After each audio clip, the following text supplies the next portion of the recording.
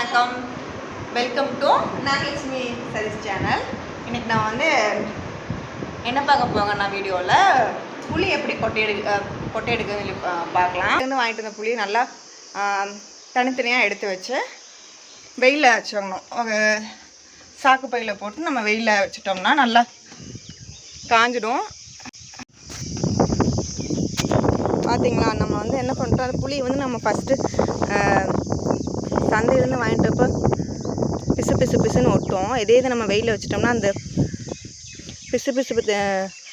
பிசுபிசுப்பு தன்மையெல்லாம் போயிட்டு நல்லா காஞ்சிடும். நம்ம இதை வந்து கொட்டை எடுக்கிறது ஈஸியாக இருக்கும் நமக்கு.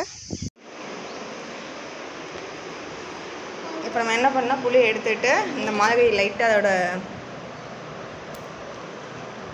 தோலை வந்து கட் பண்ணி அதில் இருக்க முத்து அழுங்காமல் எடுத்துடணும் கையை வச்சு.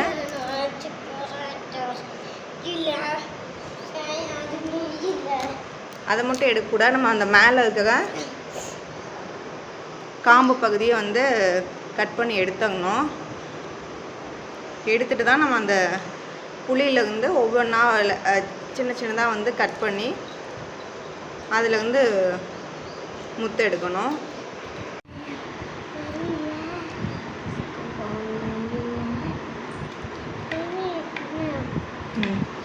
இதில் பார்த்திங்கன்னா நம்ம என்ன பண்ணணும்னா இந்த மாதிரி ஒரு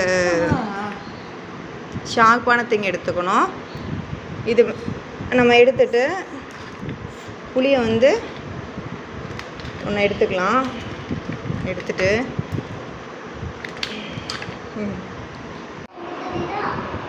இப்போ நம்ம என்ன பண்ணணும்னா ஷார்ப்பான திங்ஸ் எதாவது எடுத்துக்கணும்.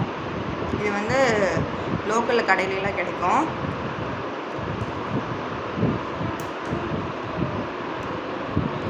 சாக்கெல்லாம் தைப்பாங்க இதை வச்சு.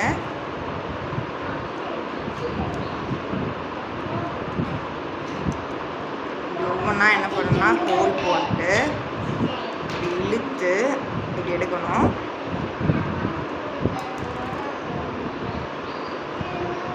இப்படி எடுத்துட்டு இப்படி எடுக்கணும்.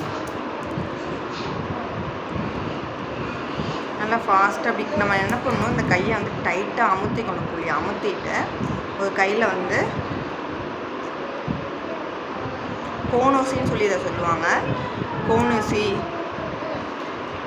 மதிக்கோதியில் எடுக்கலாம். ஆனால் மதிக்கோதி வந்துட்டு லென்த்தாக இருக்கும். ஸோ நமக்கு வந்து கையில் பிடிக்க வந்து அவ்வளோ கம்ஃபர்டபுளாக ஃபீல் ஆகாது.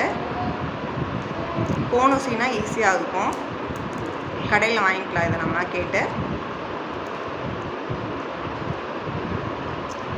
எடுத்தாச்சு. நம்ம இதை மட்டும் என்ன பண்ணலாம்னா கத்தி வச்சு கட் பண்ணி எடுத்துக்கலாம். நம்ம அந்த மேலே உள்ளதை மட்டும் எடுத்தால் போதும், காம்பு மட்டும் எடுத்தால் போதும், மிச்சதெல்லாம் அப்படியே விட்டுடலாம்.